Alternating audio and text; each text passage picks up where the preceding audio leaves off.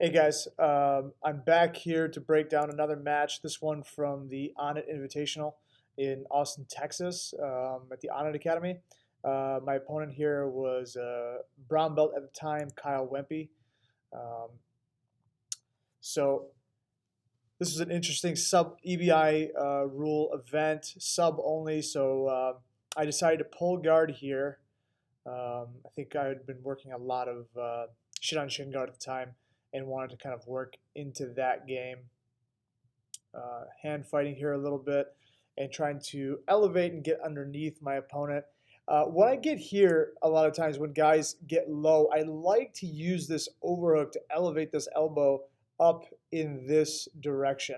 I like to use that to go into different high guards and omoplatos and stuff like that. And then a lot of times if they feel that tight pressure on their elbow or on their upper arm, they try to pull it out. And then that opens up leg attacks and different elevations that I can do with their lower body. So here we go. In this situation, actually, yeah, something funny happened here. If we go back just a step, so unintentionally, as we were going, as I was starting to stand up, you'll see, okay, you'll see as my foot lands, my knee bows inward. And I ended up popping my MCL at this moment. So yeah, so I come in here. I didn't have a very good base to come up from. He was putting pressure into me, but I also, so he was putting enough pressure into me to make it stressful on my knee, but not enough to keep me down, which if he would have kept me down, I wouldn't have hurt my knee. But because I was putting more pressure upward and he was putting just enough downward, my upward pressure is what popped the inside of my knee. I think. I mean, I'm not a doctor. I have no idea. But that's what it felt like. And I remember just being super pissed at myself. And I pushed him away. I'm like, darn it. But, these things happen.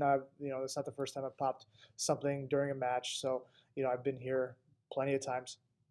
I didn't let it stress me out too much. So here we go. Now I knew. I'm like, all right, I want to play my A game against him. I don't want to deal with this knee issue. I don't know if it's going to creep up on me halfway through the match. At this point, I really didn't feel too much. Although I did know that, I did feel that it popped. I did this little arm drag here. Oh, man. This,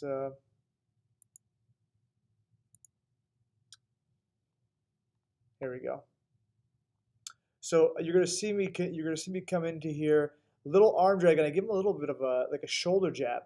Okay, not like to strike him, but kind of just to put pressure forward, and it ended up knocking him over. And I think he was in the middle of his guard pull at the same time, or he just kind of conceded it. But right here, boom, knocked him to his butt. I like to jump on guys right away. Okay, so if I get somebody down on their butt or they're trying to come up off their butt, I never want them to come up.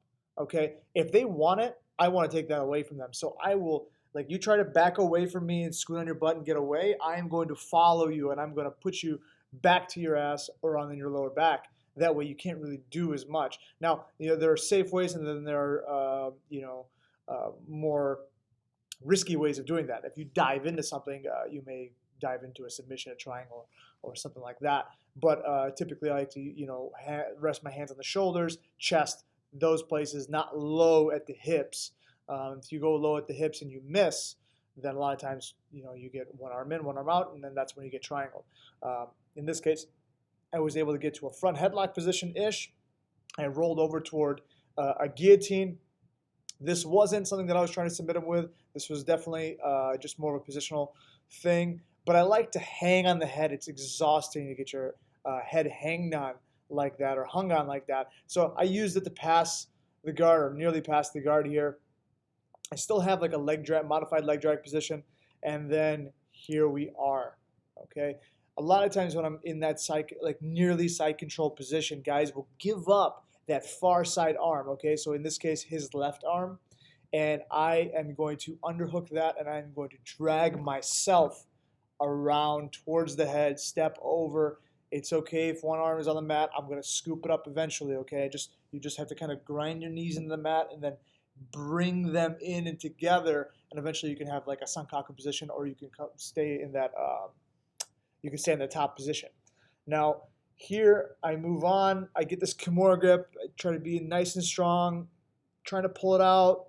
Not feeling it here. He was doing a decent job here of keeping his shoulder towards the mat, and so I modified it into an armbar. Now he did a phenomenal job of not letting me stay on top. Typically, I am going to be on that top position, and I'm never going to leave that top position. But he was able to just turn his hips just enough and kind of pop up to get me on my back. Now, I'm no stranger to this. I like arm bars from the closed guard a lot. Although I didn't get it from the closed guard, it's the same thing. And so from here, it was just a matter of, all right, peel the hands, squeeze those fingers across. You know, you got to take 3 or more, and then start to loop the inside of the elbow. There it is, and then extend hips forward, open the knees for the finish. You know, I really do enjoy that armbar from the closed guard, ankles crossed behind both arms. I've got both arms trapped. The face is being pressed by the outside of my knee. If you can really back heel, okay? Back heeling is when you're flexing your foot up and you're back heeling. You're putting your heels backwards into you, almost doing like a hamstring curl. You can keep people there for an extended period of time, and eventually, you know, all you have to do, you just have to fight the hands, and they can only fight your hands in that position for so long until they eventually tire out or they lose the grip, and then you can extend. You know, slow and steady wins that race. I wouldn't necessarily recommend going super quickly with those things. You know, learn to be in that position, learn to be comfortable, and take your time there, and you're going to be more successful later on than just trying to be really fast and flash armbar everybody. That'll work, you know, for sure in certain positions, but if you can go slow and finish people, you can always go fast and finish people as well. Okay.